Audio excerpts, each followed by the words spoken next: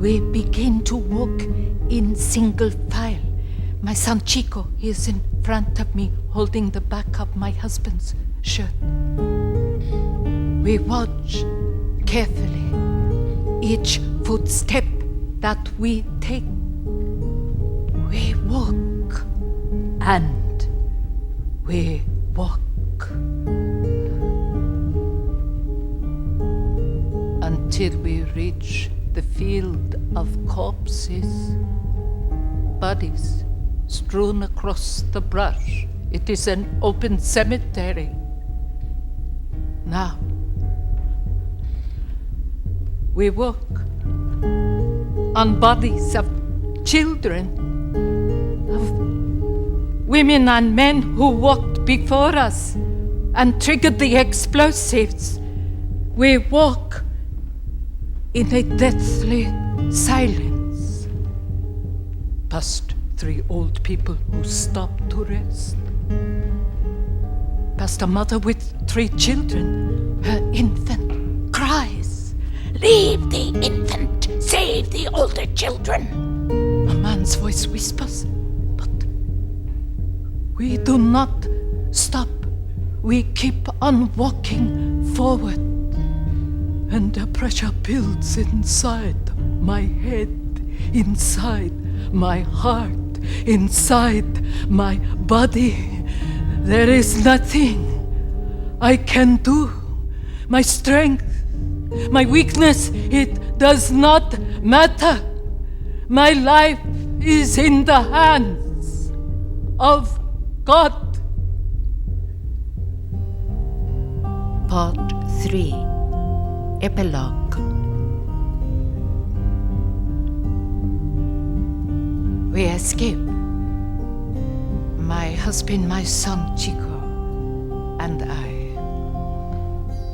My mother and my father, my 2 brothers, my sisters and their husbands, and their children. There are 15 family members gone.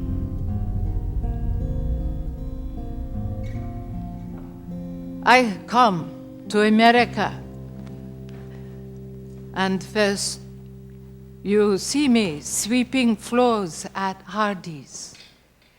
Later, I cook food at a French restaurant near Washington, D.C. And when I can speak more English, I join family services to help other refugees. I listen to their stories. Year after year, I listen. But I never tell anyone my story. And the weight of this story grows. It grows so heavy that now, 21 years later, when I am 61 years old, I must dare to tell you my story of a vanished kingdom. What will you think?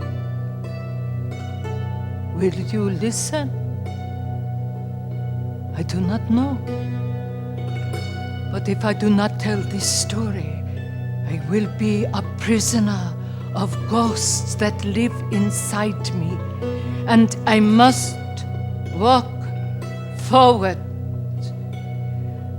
Some truths, they are too heavy to carry by yourself. They must be shared with others.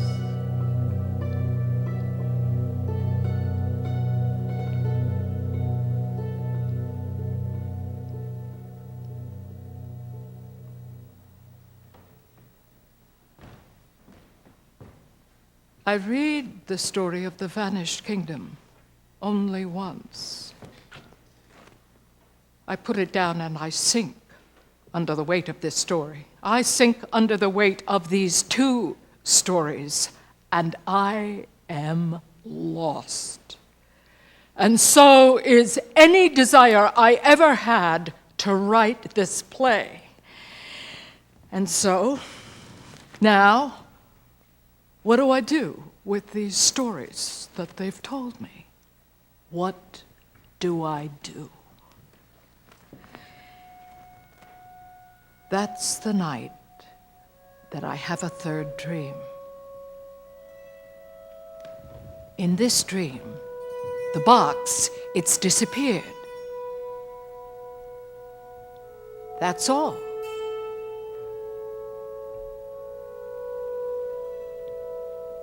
I waken from the dream knowing that I've lost the box. I have lost it. I'm sitting at my desk with that single sentence scribbled across the page when the telephone rings.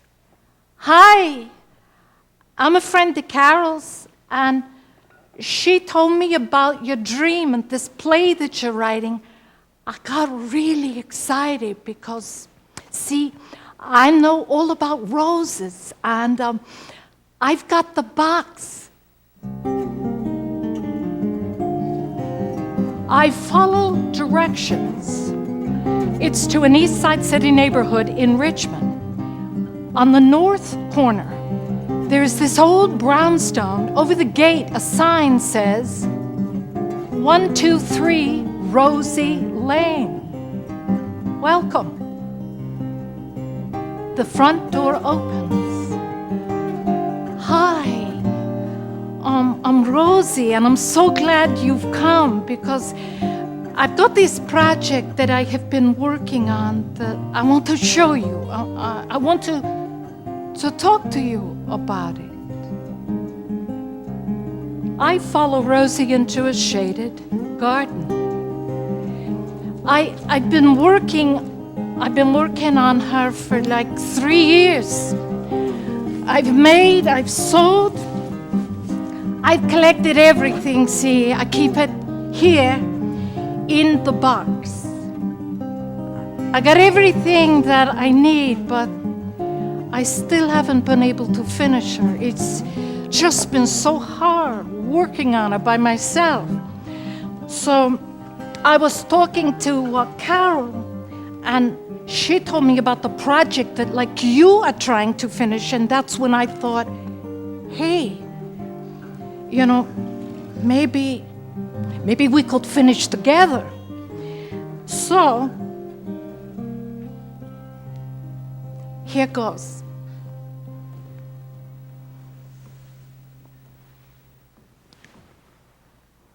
It's my doll. Now, she has got stories, and she's got clothing and jewelry and all kinds of secret symbols and ritual things that she's going to wear to protect herself, to like make herself beautiful. Because I figured that this doll is me. It is me, and I'm standing looking into the future from where I am now. And this doll, it's for my grandchildren. Because I want TJ and I want Dimitri to see all the things that it takes along this road to live your life. She's 10. She's 10 because, you know, whenever I think of myself as a kid, I'm always 10 years old. This because, see, when I was 10, I was molested by my brother. When that happened, it changed forever. Like something is stopped. Part of me is like all grown up, but the way I love to play, the way like I have to make things, it's got a lot to do with what happened to me when I was 10. Now, my doll, she is going to wear very special powers. Some of the powers that she has, one of them is the power of her education. That's because, like when I was in high school, I dropped out. I got pregnant. My father, he went ballistic. So I left home, I dropped out. I married Ray, the boys' father, and then I had twin boys, twins. But Ray, my husband, he never works. Or if he does, my boys and I, we never see any of the money. He spends the food and the rent money on himself. See, Ray, he's a womanizer. And my husband, Ray, he is abusive. Sometimes he drags me across the floor by my hair just because I don't bring him something fast enough. Or he ties me up and he rapes me, and when he finishes, then he starts saying nasty things about my ability to please a man. I do terrible things to survive in those early years. I mule drugs. I sneak into the tops of abandoned buildings looking for pieces of old furniture so my boys can have a bed to sleep in. Things are so hard. I'm so young, and I am so alone that, like one day, I just decide I'm going to end it all. I feed my boys, put them in the bed, then I close the windows. I stuff towels in the cracks. I turn the gas on in the stove, and I go to the couch to lie down to wait. I mean, I'm figuring this is as good a way as any to get out of all of this misery. So while I am lying there waiting, I start thinking about Ray. I start getting mad. I mean, like, really mad. Why am I letting this bastard do this to me? So I get up, I turn off the gas, I open up all of the windows, but I never tell him what I did. I never tell anyone.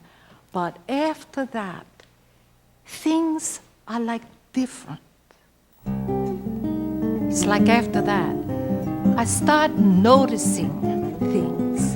Like the bulletin in the welfare office, it says, do you want to finish your high school diploma? Need babysitting. I can't get the notice out of my mind. So I call that number up, I make an appointment, and 2 months later,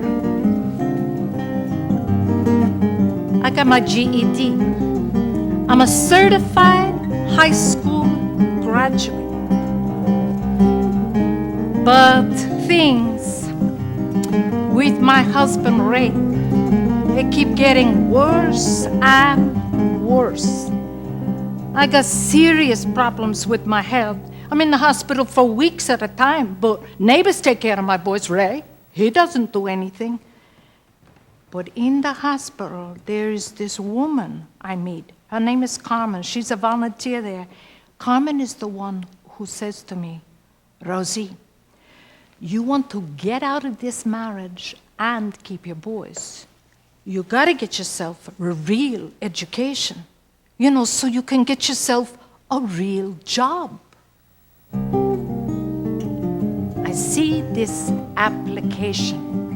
Now, the application, it's for New York Technical College. It costs $35. So I start saving up just a little bit each week from the welfare check, just a little bit. After about 2 months' time, I got enough money, so I send the application in. Right away, I get this letter back that says, I'm accepted.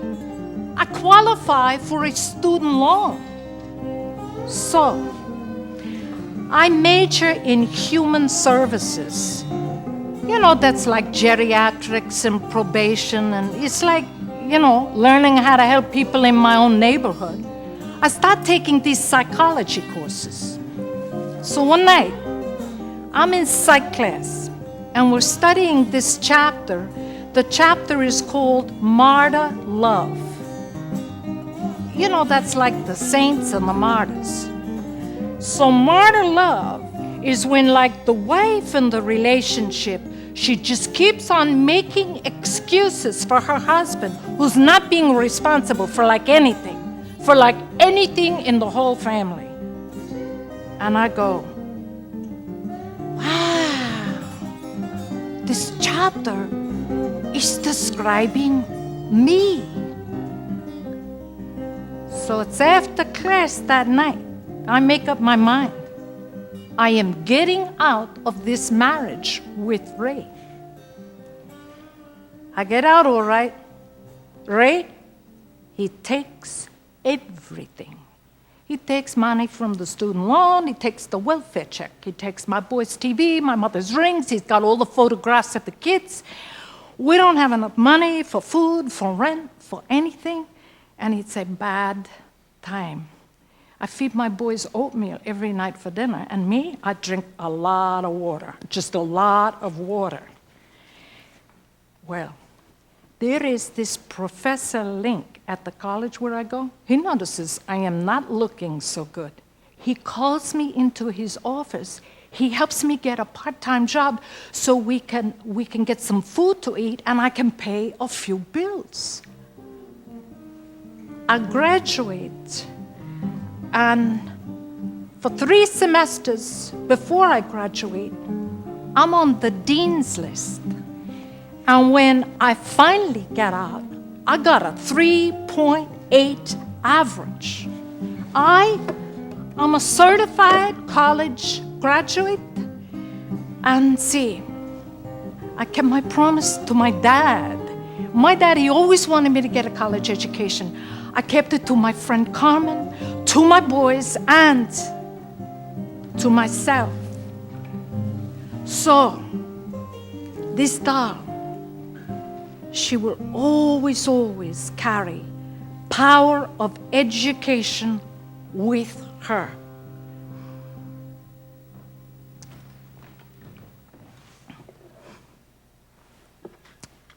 See this scarf? This scarf, it celebrates the miracle of good health. It keeps her heart beating strong. See, the scarf is going to hold my lifetime membership in the Society for Mended Hearts. You get this when you come through open heart surgery alive. I'm 22.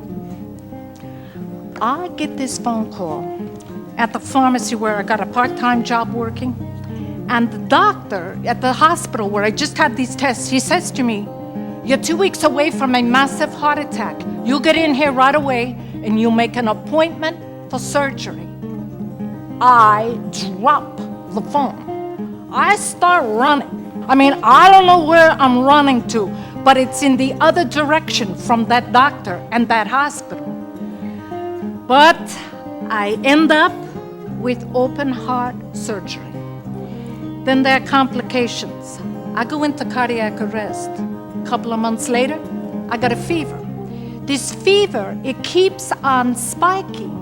So I end up back in the hospital. I go into convulsions. It is so bad this time, they send that priest in to see me. "Do you want to confess, Rosie?" That's what he says. Confess? Hell no. I tell you everything and I don't die. You're going to know all my business? I'm not telling you anything. Hell, I'm not going to die. So, I spend a lot of time in that hospital, and I spend that time recovering. 1992. I move out of Brooklyn, New York, and I come to Richmond, Virginia. New York City meets the South. First job I have, Medical College of Virginia. Right on the job, I have a stroke. At least I'm in the right place. Then they discover I got cancer, and they can't stop this internal bleeding. I end up with, it's like 6 surgeries in 22 days. And now Rosie, she's certified clinically depressed. I can't work for 2 years. But friends help me out. This doll, she has got friends. They appear and they help me out of the most impossible situations. Like my friend Norma. See, Norma, she gives up a full-time job in New York City. She moves to Richmond and she takes care of me after my stroke. Like We're like Professor Link and like Carmen and we're like you for coming and helping me to finish her. So you see, she will always, always carry the strength of her friends with her.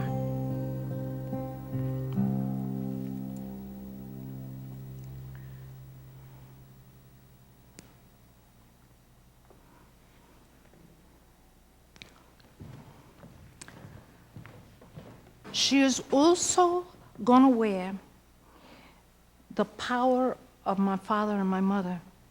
See, it's because both of them, they gave me unconditional love. Even though we fought all the time, even though my father went ballistic, when I got pregnant, a couple of years after I left my dad's house, my daddy got cancer.